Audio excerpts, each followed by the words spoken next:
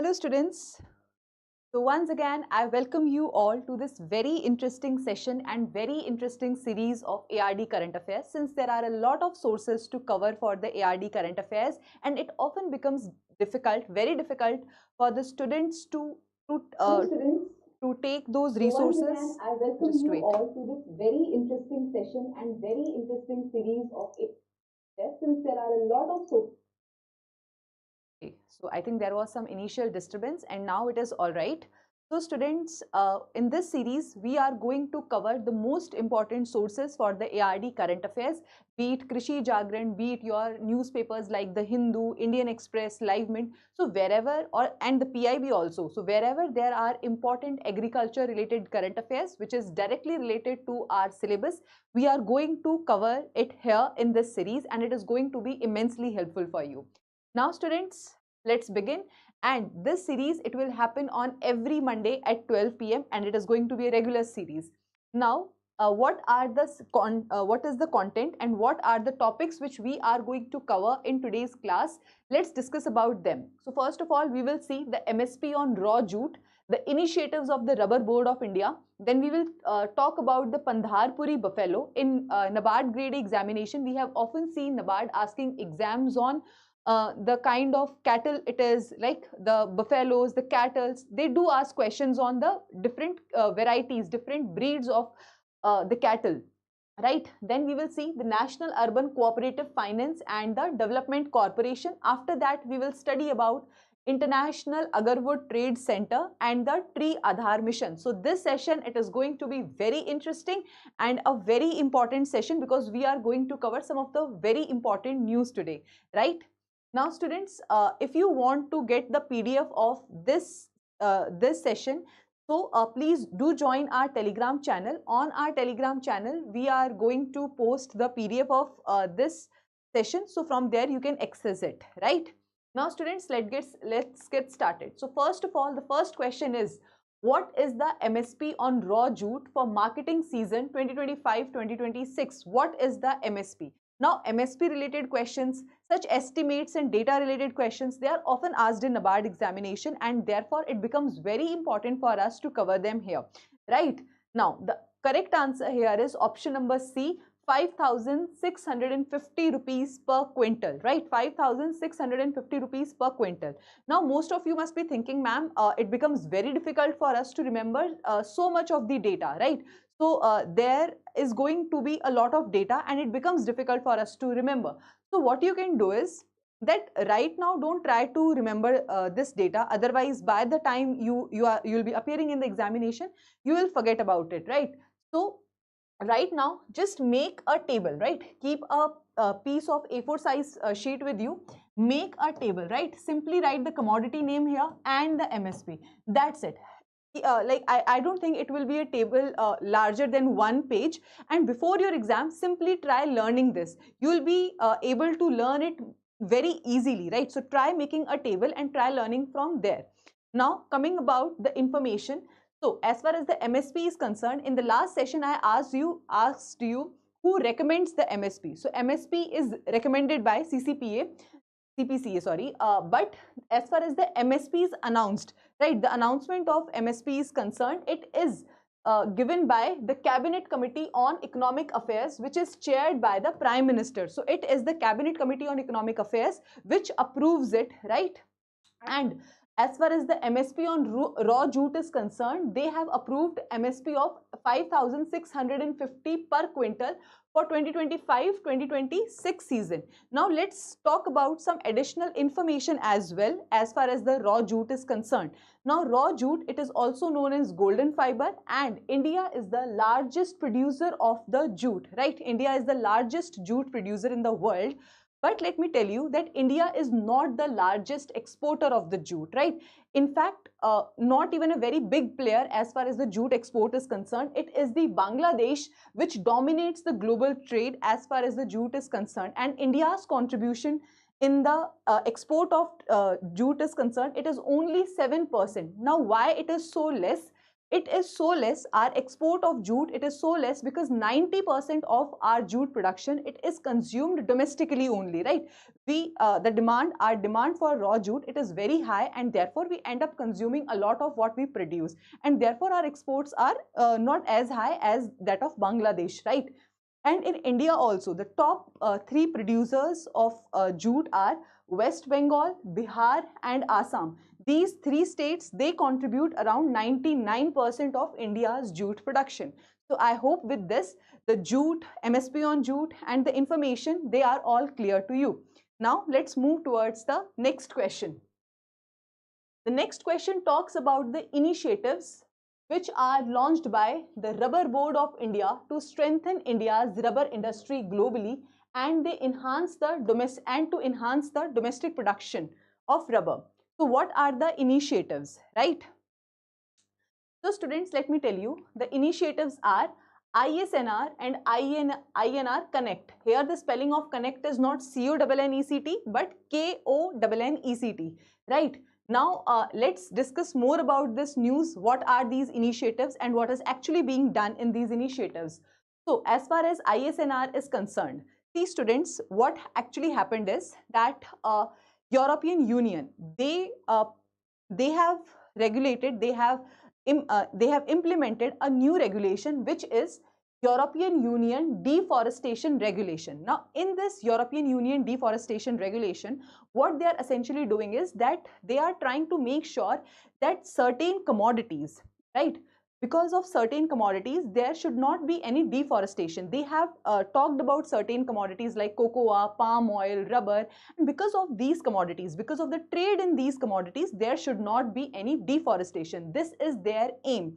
Now, to implement this aim, they have said that the companies who are doing the trade in these commodities, they have to ensure that these commodities, they are coming, if they are entering, and if the trade is happening between the European Union, so these commodities, they should come from non-deforestation supply chains, right? So deforestation free supply chains should produce and should supply these commodities, right?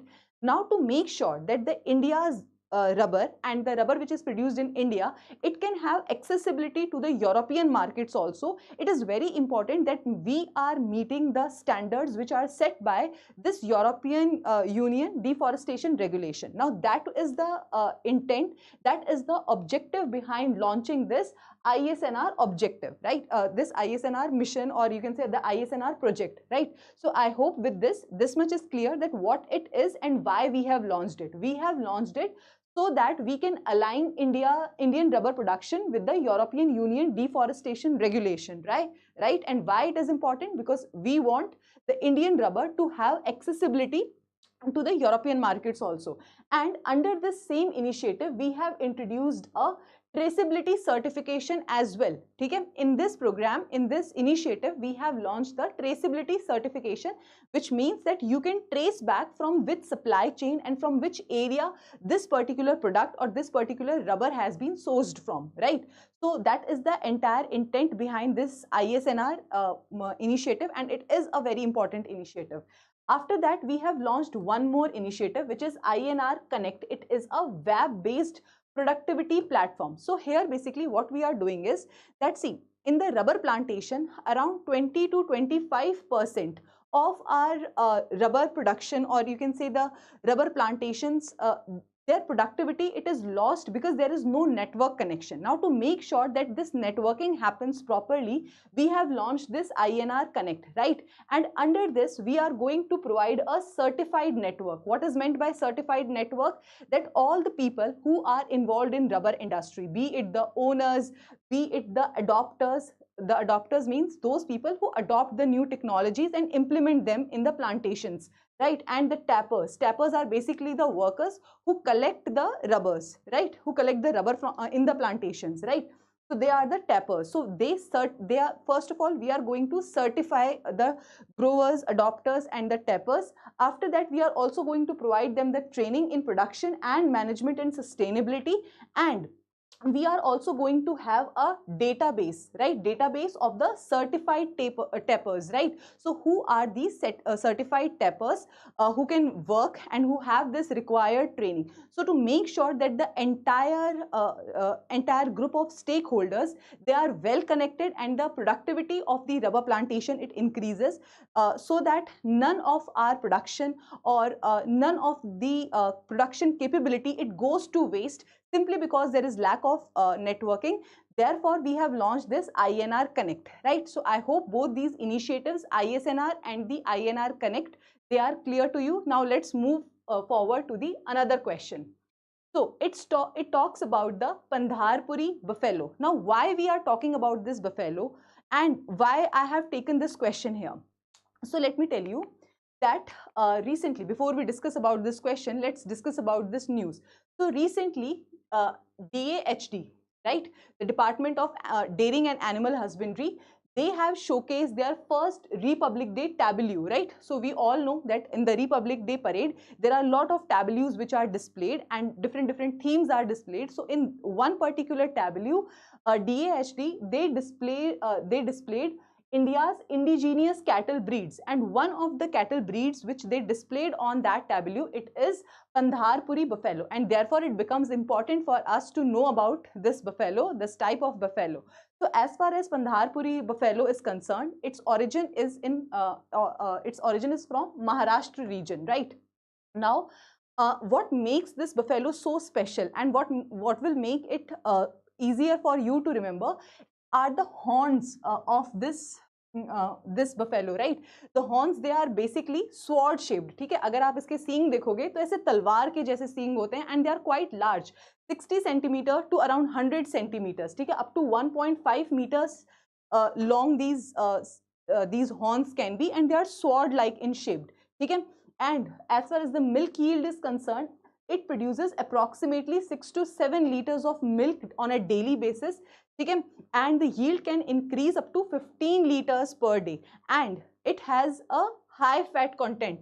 The milk of this buffalo, it has high fat content, and as far as the adaptability is concerned, it thrives in the hot and dry climates, and it is disease resistant, right?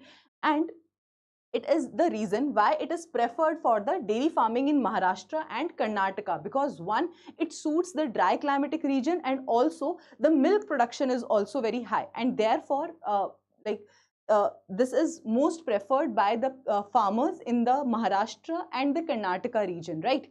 So that is the entire news about the Pandharpuri buffalo, and why it is important, because the tableau was displayed in the Republic Day parade. Now let us see the questions, and I hope it is very easier for you to answer these questions now. So the Pandharpuri buffalo is known for its long sword-shaped twisted horns which can reach up to 1.5 meters in length. Yes. This breed has a low fat milk content. No, it is absolutely wrong. It is a high fat milk content, right? Pandharpuri buffaloes are particularly suited to hot and dry climates and disease resistance. Yes, correct. The average milk yield, it is 6 to 7 liters per day, and it can produce up to 15 liters. Yes, correct. Pandharpuri buffaloes are primarily raised for their high milk production, especially in Maharashtra and Karnataka. Again, absolutely correct. So only statement number 2 is wrong, and therefore the correct answer is D, 1, 3, 4 and 5, right? Now, let's move towards the next question. Okay, so the next question is, which of the following statements are correct regarding the International Year of Cooperatives and the National Urban Cooperative Finance and Development Corporation, right? So students, why it is there in the news? Because recently the Reserve Bank of India, they approved the establishment of the National Urban Cooperative Finance, Development Corporation as an umbrella organization to support the urban cooperative banks, right? So for the rural cooperative banks, we do have the NABARD, right? But to make, and the other supporting organizations, other supporting bodies are also there.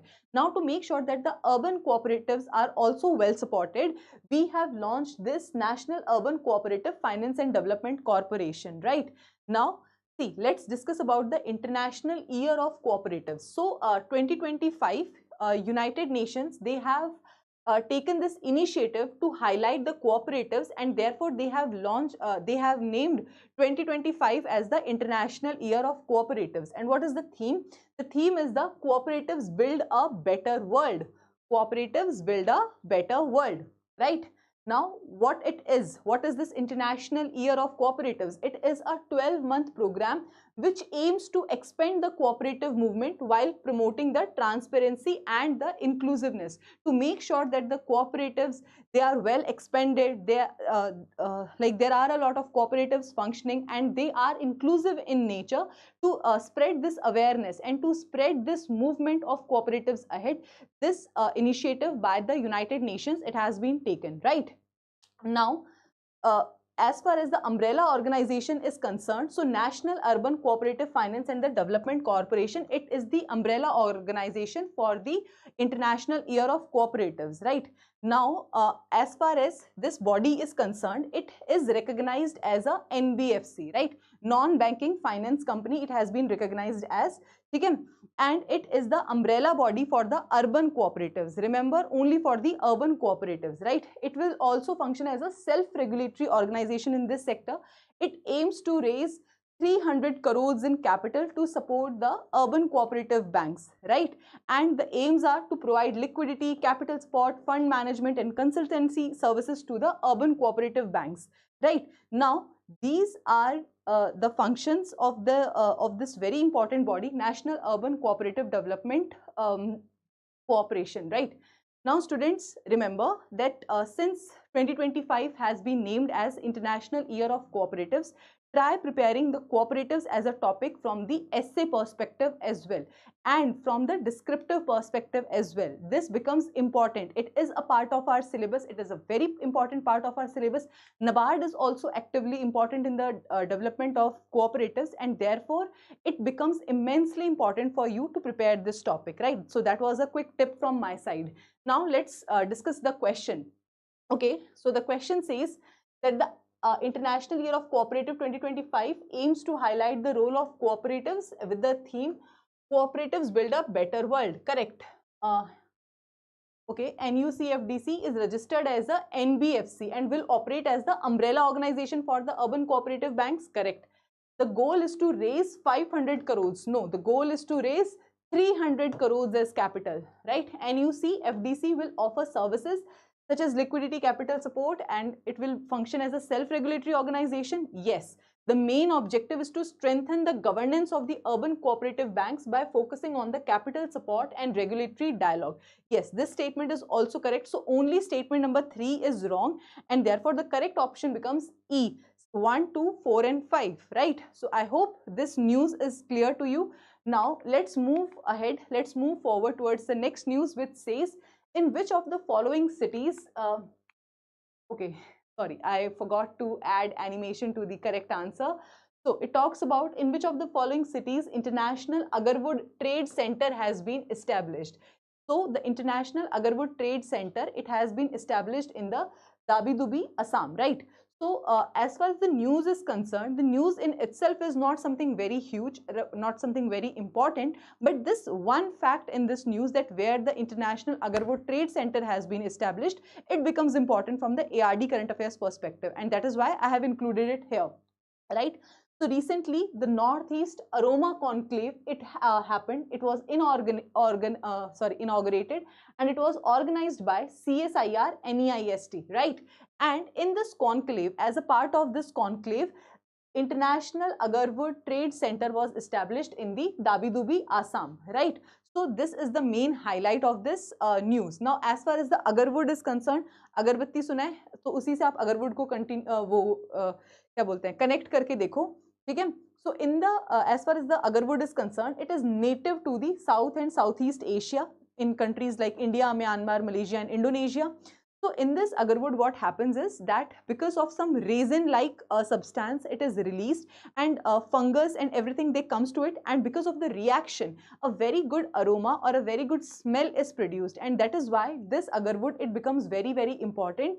The girls might be able to relate to it. The oud oil, it is released, and it is derived from this wood only, the agarwood only, and it is a very expensive wood for obvious reasons, right? and the major producers are India, Bangladesh, Myanmar, Thailand, Vietnam, Malaysia, and Indonesia. Right. So that was all about this news, and I hope this is clear to you now. Let's move ahead to the next news, which is the Jammu and Kashmir government has recently launched the Tree Aadhar movement or the Tree Aadhar mission for the conservation of which of the following trees. ठीक है, इनमें से किस पेड़ की conservation के लिए, संरक्षण के लिए जम्मू एंड कश्मीर गवर्नमेंट ने ट्री आधार मिशन को लॉन्च किया है. ठीक है, so it has been done for the tree chinar. Right now basically in this mission the government of Jammu and Kashmir, it will be doing the geotagging of the chinar trees, right? Chinar, it is a very beautiful and a very important tree as far as the Jammu and Kashmir is concerned, but its population, it is declining. To conserve this very important tree chinar, the government of Jammu and Kashmir, they have started geotagging. Okay?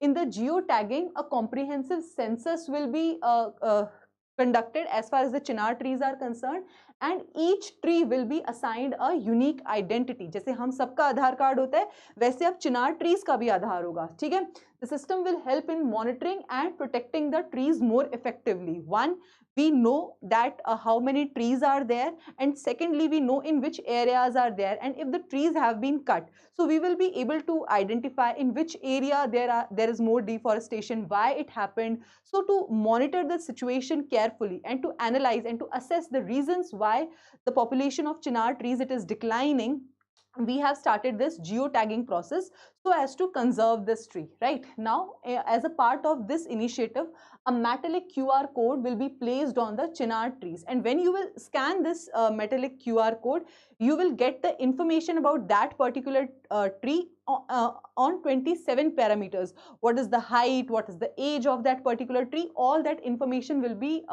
available to you when you scan that metallic QR code, right? So that was all about this geotagging of the chinar tree. So students, on this note, we have completed all the important topics which we are supposed to complete as far as our today's session is concerned. One very important thing I would like to tell you here is that there is a lot of important information regarding the agriculture in the economic budget and the economic survey. Now, if you want to study about that, right, and that becomes important from the NABARD perspective as well, be it about writing descriptive answer or the essays, it becomes important. If you want to gain access to that knowledge, what you can do is you can either watch the YouTube videos where Gurkirat sir and Kritika ma'am, they have discussed the budget and economic survey, or in the course itself there is this economic survey and budget document, so you can study from there as well, but do not skip the agriculture related information from economic survey and budget. So that was all about, and one even more important information is that in the next session we will be discussing the Indian State of Forest report, a very important report as far as the NABARD examination is concerned. So we will be discussing the Indian State of Forest report, right? So that was all about today's session, and I hope you do find it helpful. If yes, please do let me know in the comment section below. And thank you so much students for being there. On this note,